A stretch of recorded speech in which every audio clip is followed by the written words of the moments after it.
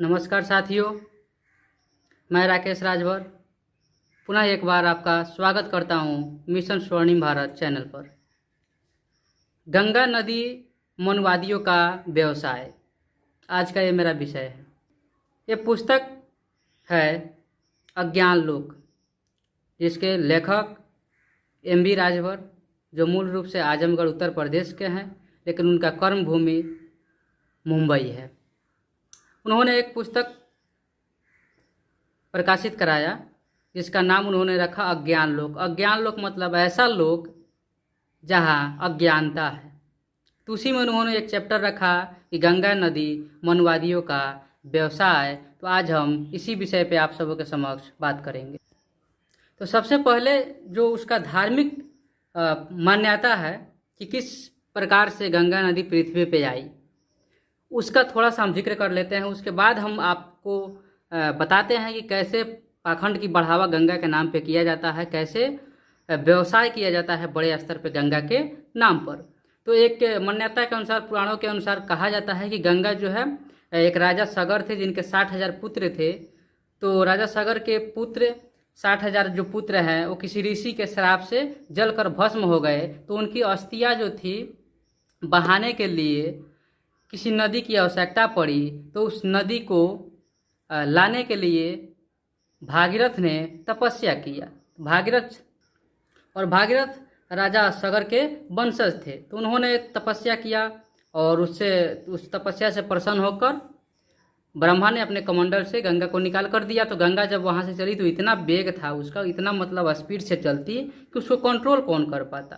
तो इसलिए उन्होंने फिर शिव की तपस्या किया और शिव ने उनकी बातों को सुना, उनकी तपस्या पे मतलब प्रभावित हुए और उन्होंने अपनी जाटा में गंगा को जगह दिया और फिर जाटा से थोड़ा सा अंश गंगा का जमीन पे निकला। तो ये धार्मिक मान्यता है।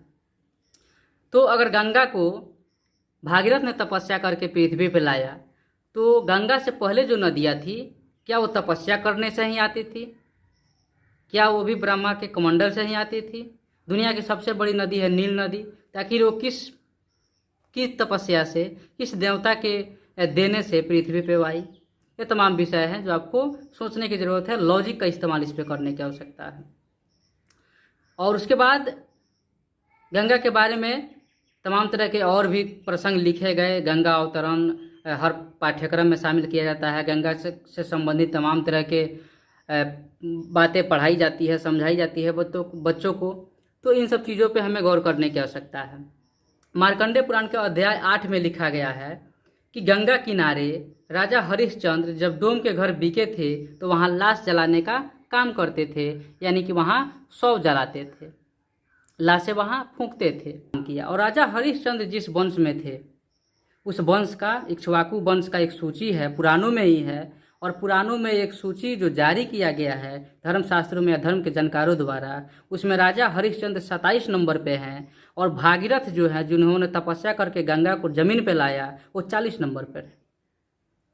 तो आप समझ सकते हैं कि भागीरथ जो तपस्या करके गंगा को लाए, वो जो 40वें नंबर पे जन्मे, वो भागीरथ गंगा को लाए और उनसे 13 पीढ़ी पहले राजा हरिश्चंद्र गंगा के किनारे लाश जलाते थे। ऐसा भी प्रमाण मिलता है धर्मशास्त्र में। और फिर दूसरे तरफ ये कहा जाता है कि भागीरथ ने गंगा को जमीन पे लाया। तो इस तरह का जो लॉजिक है, आप इसको समझिए। वो अपने ही धर्म ग्रंथों में, अपने ही लिखावट में इस तरह से उलझते जाते हैं कि जिनका कोई हिसाब नहीं। उनको जो मन में आया, जैसे मन में आया, लिखते चले गए। और हमारे लोग बिना पढ़े, बिना सोचे, बिना समझे, बिना तर्क किए हर बात को मानते चले आए। और उसी आधार पे एक बहुत बड़ा व्यवसाय गंगा के नाम पे आज देश में होता है। गंगा किनारे जो तमाम मंदिर हैं, जो तमाम धर्म स्थल हैं, उस धर्म स्थल में, उस बड़े बड़े मंदिरों में किस जाति के लोग पुजारी ज़्यादा बनते हैं, ये आपको सोचने की आवश्यकता है। जैसे राम मंदिर ट्रस्ट में इस देश के दलित आदिवासी कहाँ चले गए? जैसे राम मंदिर ट्रस्ट में इस देश के दलित पिछड़े आदिवासी की क्या हिस्सेदारी है, ये आप भली भांति जानते हैं।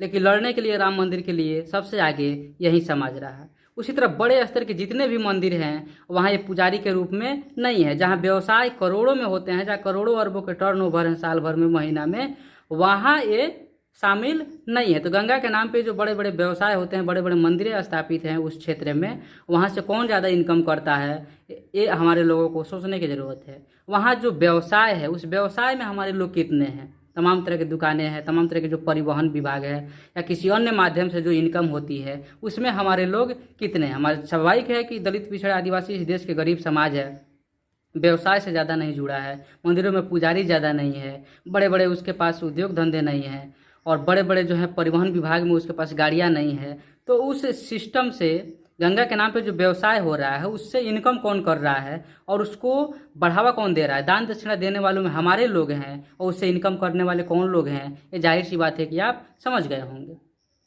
ये कहा जाता है गंगा पाप धोती है। इसका मतलब जो लोग कहते हैं कि गंगा पाप धोती है, इसका मतलब वो अपने आप को सिद्ध करते हैं कि हाँ हमने पाप किया है।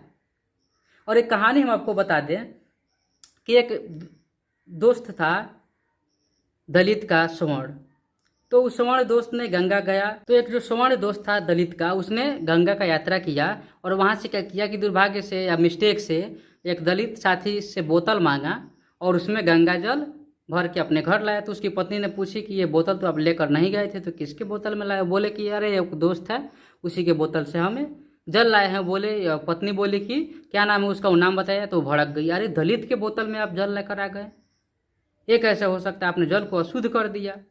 तो उसका दिमाग थोड़ा सा वहाँ काम किया, दिमाग खुला और बोला कि तुम्हारी गंगा जब इस बोतल को शुद्ध नहीं कर सकती हैं तो भला इंसानों के पाप कैसे धोएंगी। अगर सचमुच गंगा पाप धोती है तो इसका मतलब तो ये हुआ कि एक विकल्प है कि भ्रष्टाचार करो, चोरी करो, बेईमानी करो और गंगा में जाके पाप धो लो, ये आसान तरीका है। तो गंगा इस तरह से पाप को बढ़ावा देने वाली है कि तुम पाप करो और आओ हम क्या करते हैं, धो देते हैं। तो फिर कोर्ट कचहरी कानून की आवश्यकता ही नहीं है, यानी कि लोग गलती करें और गंगा नहा ले, बात खत्म। यानी कि हर तरह के पाप को धोने का जो तरीका है वो गंगा है। तो इसी तरह से एक गीत भी भोजपुरी में निकल गया। एक दिन एक दोस्त ने कहा कि भोजपुरी में काफ़ी गंदे गंदे गीत निकल रहे हैं। ये गीत है कि कुंवारे में गलती तो कैले बानी, बाकी एक बेर गंगा नहैले बानी। तो मैंने कहा कि इसमें गलत क्या है, जब गंगा चोरी करके आप नहा लेते हैं तो पाप धुल जाता है, बेईमानी करके नहा लेंगे तो पाप धुल जाएगा, किसी का मर्डर करके अगर आप नहा लेंगे तो पाप धुल जाएगा। तो उसी तरह के ये भी जो गायक गायिका हैं या गीतकार हैं, तो हो सकता है कि जो गलतियाँ किए हैं उनको भी लगा हो कि इस तरह की गलतियाँ गंगा नहाने से ख़त्म हो सकती है। तो गंगा नहाने का रिवाज बनाया किसने, किसने कहा कि गंगा पाप धोती है? तो पाप धोती है इसका मतलब किसी भी तरह का लोग पाप करेंगे तो गंगा नहा लेंगे तो उनका पाप खत्म हो जाएगा। तो मुझे उम्मीद है कि आप इन सब चीज़ों को समझेंगे और आप ये तर्क करेंगे, सोचेंगे, समझेंगे कि गंगा नहाने से वाकई अगर मोक्ष मिलती है तो उसमें तमाम तरह के कीट पतंगे, मेढक और सब रहते हैं, तो वो क्यों नहीं मोक्ष की प्राप्ति उनको मिल गई या कितनों को मिल गई। इसकी एक डाटा होना चाहिए, एक थ्योरी होनी चाहिए समझने की, कुछ तो आधार होना चाहिए। तो मुझे उम्मीद है कि गंगा के बारे में आप समझे होंगे। और पाठ्यक्रम में जब इस तरह के विषय शामिल किए जाते हैं तो एक तरह भूगोल के, विज्ञान के शिक्षक बताएंगे गंगा जो है वर्षा जल के ऊपर से नीचे आने की प्रक्रिया है, या बर्फ़ को पिघलने से गंगा या किसी तरह की नदियाँ के निर्माण होती है। तो इस तरह के विज्ञान या भूगोल के शिक्षक कुछ अलग पढ़ाएंगे और धर्म के अलग पढ़ाएंगे।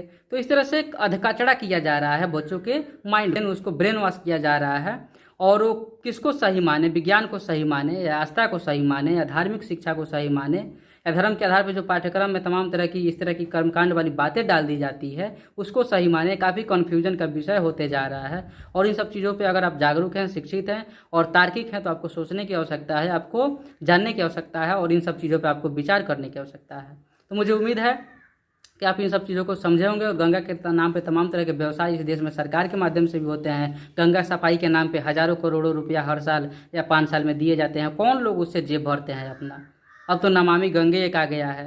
तो ये सब कमाने का जरिया है, उस कमाई का हिस्सा किन किन लोगों के पास जा रहा है, इस देश के बहुजन समाज को सोचने की आवश्यकता है। इस देश के दलित पिछड़े आदिवासी को सोचने की ज़रूरत है, जो आस्था के नाम पे रुपया पानी के जैसा बहाता है गंगा के नाम पे, आस्था के नाम पे। तो मुझे उम्मीद है कि ये वीडियो आपको अच्छा लगा होगा। अगर आप हमारे चैनल पे आने वाली और भी वीडियो आपको ज़रूरत की हो सकती है तो आप चैनल को सब्सक्राइब कर सकते हैं, लाइक कर सकते हैं, कमेंट कर सकते हैं। इसी के साथ मैं अपनी बातों को यहीं रोक